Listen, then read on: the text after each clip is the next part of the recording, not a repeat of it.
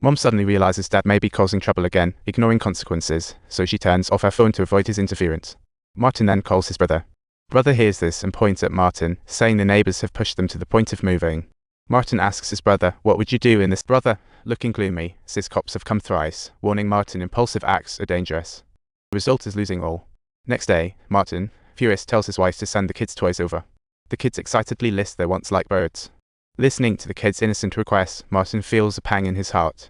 Before the call ends, the kids express their love and longing for him, and this separation hits Martin hard. Meanwhile, Jim learns Libby has moved, feels nostalgic, and contacts Martin with a gloomy face. He seems eager to explain, but facing Martin's fury, he's uneasy. Then Martin's phone dies. He goes to the basement for a face-to-face talk with Jim, hesitates before opening the door. Martin urges him to finish, while Jim looks uneasy. Jim feels guilty about Libby and the kids leaving, and Martin angrily points out this whole mess is Jim's doing. Fabricated lies have messed up their lives. Jim, impatiently, says of course Libby and the kids can't stay, he'll bring him back. Subtitle: Jim inquires whether Libby would return if all the accusations were withdrawn.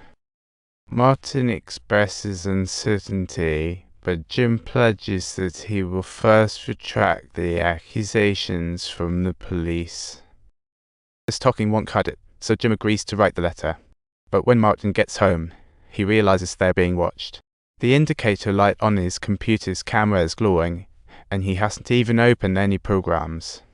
Martin is about to go downstairs to confront Jim when Dad suddenly drops by, claiming brother is worried about him.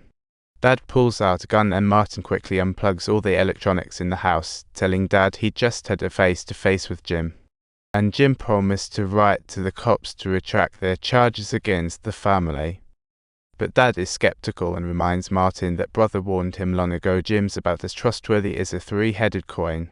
Martin gives the cops a chance to come through, but promises to keep a close watch on Jim. Dad then casually asks Martin if he's eaten and mentions this room at home if he needs it. Clearly, Dad's ready to jump into the family crisis. The next morning, Dad reminds Martin the cops haven't sent the retraction letter. Martin says he'll shoot a text and decides to tell Jim to hand over the letter by noon. Meanwhile, downstairs, Jim is glued to his computer, typing away like he's about to launch a rocket. Before long, he finally gets the letter from Jim, but the contents are shocking. Jim immediately accuses Martin of duping him, claiming the retraction letter is fake, even saying Libby and the kids are victims of Martin's manipulation. He lays all the blame squarely on Martin, and Jim's accusations spiral out of control. After Dad reads the letter, he calmly suggests an extreme solution: Martin should deal with Jim personally. No matter what, that guy downstairs needs to go in 2 minutes. If Martin won't do it, Dad will handle it. Dad is determined to protect his son and family because this is a life or death matter. Subtitles: You're still alive. You do know that, right? When you're in need of help, family serves as your greatest shield. Facing Dad's radical plan, Martin hesitates, but before he can voice his opinion, Dad heads out in silence. Dad pretends to be a lost old man asking for help, and the front door creaks open a bit. Dad decisively pulls the trigger, silencing the lost old man for good. After all this, he tells Martin the truth.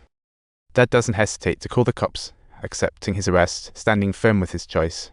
He clears the path in his own way, and the trial of Dad, Alan, sparks media attention. Before the verdict, the judge points out that although Jim's accusations are baseless, Alan's actions were clearly premeditated. Subtitles: Court documents disclose that Jim was a victim of severe abuse during his childhood. He desperately tried to overcome his childhood trauma, and just 3 weeks ago, he booked a stay at a mental health clinic. This clinic is designed to offer support to those who need long-term care. Jim had been there to address his compulsive behavior of accusing others, and this information gives a new perspective on his actions. This tragic psychological phenomenon occurs when childhood trauma victims sometimes displace their pain onto others. The court ultimately sentences Alan to 18 years in prison, while Martin sits in the gallery, looking as pale as a ghost. Months later, Dad finally meets Martin again and explains he needs to care for Libby and the kids, as well as manage his own life.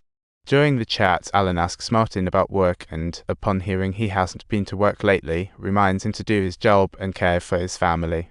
As time passes, Child Services wrap up their investigation into Martin's family, finding no wrongdoing whatsoever. Finally returning to normal life, one day Martin gathers the courage to confess to his wife that he is the real culprit behind the pain. But Libby doesn't seem shocked. She calmly states she already knew. Martin asks bewilderedly why she didn't say sooner. She smiles. You know, that's life. Help me. Martin pleads for help. It's entirely your own doing.